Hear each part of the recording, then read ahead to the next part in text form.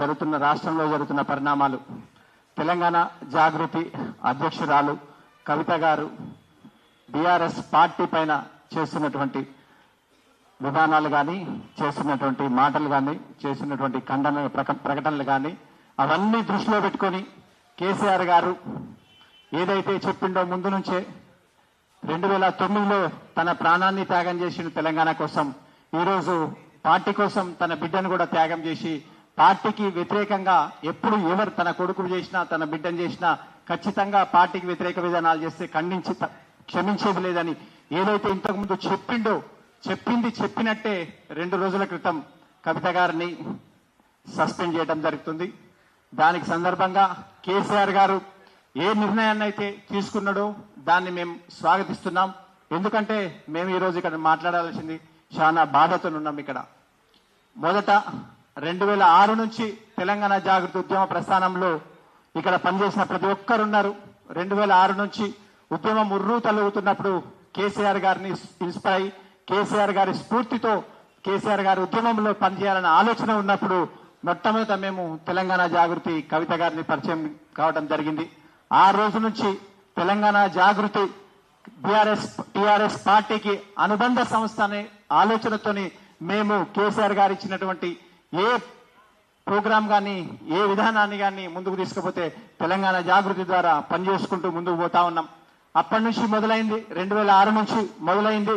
2014 వరకు ఉద్యమం ఉర్రూతలగున్నది. ప్రతి కార్యక్రమంలో మేము ఇక్కడ ఉన్న ప్రతి నాయకుడు కూడా పనిచేసుకుంటూ కేసీఆర్ గారి ఆలోచనలు, అదేవిధంగా కవిత గారు ఇచ్చినటువంటి విధానాలన్నీ కూడా పనిచేసుకుంటూ ముందుకు పోతా ఉన్నాం.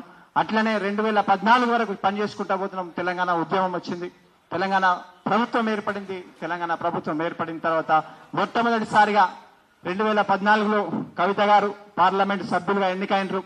పార్లమెంట్ సభ్యులుగా ఎన్నికైన తర్వాత తెలంగాణ జాగృతి ప్రస్తావన మనం ఉద్యమ రూపంలో ఉన్నాం. ఉద్యమం నుంచి మార్చుకొని వేరే విధంగా పోవాలని ఆదేశిస్తే దాన్ని కూడా మేము స్వీకరించినాం. అప్పుడు మళ్ళీ స్కిల్ డెవలప్మెంట్ కార్యక్రమం తీసుకోవడం జరిగింది. వివిధ కార్యక్రమాలుగా రూపు తీసుకొని తెలంగాణ జాగృతి ముందుకు తీసుకుపోతా ఉంది. 2014 నుంచి 2019 వరకు మొదటి పార్లమెంట్ సభ్యురాలుగా ఉన్నంత వరకు కూడా ఆమె ఏ నిర్ణయం తీసుకున్నా కూడా దానికి మేము కట్టుబడి ఉన్నాం. ఏ కార్యక్రమం ఇచ్చినా కూడా రాత్రింబగళ్ళు పనిచేసుకుంటూ తనను స్టేజ్ మీద కూర్చోబెట్టి మేము కింద పనిచేసినాం. తను ఏ కార్యక్రమం తీసుకున్నా ఖచ్చితంగా సక్సెస్ చేయాలన్న ఆలోచనతోనే మేమందరం కూడా పనిచేసుకుంటూ ముందుకు పోతా ఉన్నాం. 2019 తర్వాత రెండవసారి పార్లమెంటుగా పోటీ చేయడం జరిగింది. అప్పుడు రెండవసారి పార్లమెంట్ ఎన్నికల్లో ఓడిపోవడం జరిగింది. ఓడిపోయిన తర్వాత అప్పుడు మళ్ళీ తెలంగాణ జాగృతిని మళ్ళీ ఉద్యమ రూపంలోకి తీసుకురావాలి, మళ్ళీ యాక్టివ్ చేయాలి, మళ్ళీ క్రియాశీలకంగా చేయాలి అని ఆలోచన చెప్తే మీరు ఏది చెప్తే కూడా మేము దానికి శిరసావహించినాం. అదే విధంగా ముందుకు తీసుకోవడానికి మీరు ఏ కార్యక్రమం ఇచ్చినా మీరు కమిటీలు మళ్ళీ వేయాలి, కమిటీలు మళ్ళీ ముందుకు తీసుకుపోవాలి, మళ్ళీ ప్రజలకు పోవాలంటే దానికి కూడా మేము తల ఊపి మేము పనిచేసుకుంటాం ముందుకు పోయినాం.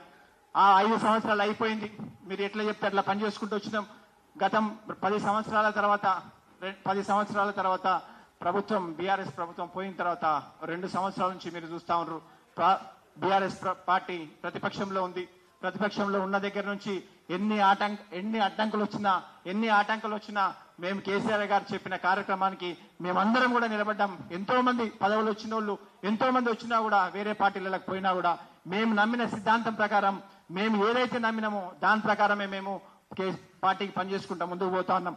గత 6 నుంచి 7 నెలల క్రితం వరకు కూడా మీరు మాట్లాడిన మాటలు ఏదైతే పేపర్ లీక్ చేసిండ్రో, ఏదైతే లేఖ రాసిండ్రో ఆ లేఖ రాసిన దగ్గర నుంచి మీరు పార్టీకి వ్యతిరేకంగా పోతున్ననే ఆలోచన మాకు వచ్చిందో ఆ రోజు నుంచి కూడా మేమందరం కూడా తెలంగాణ జాగృతికి చిన్నగా ఆలోచన చేయడం మొదలుపెట్టడం జరిగింది.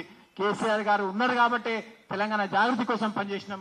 కేసీఆర్ గారికి వ్యతిరేకంగా మీరు పనిచేయడం మొదలుపెట్టినప్పుడు మీ సొంత ఎజెండాతో పనిచేయడం మొదలుపెట్టినరు. అప్పటి నుంచి మేము తెలంగాణ జాగృతికి మేమందరం కూడా దూరంగా ఉన్నాం, కామ్గా ఉన్నాం. ఎక్కడ కూడా మేము ఏం మాట్లాడలేదు.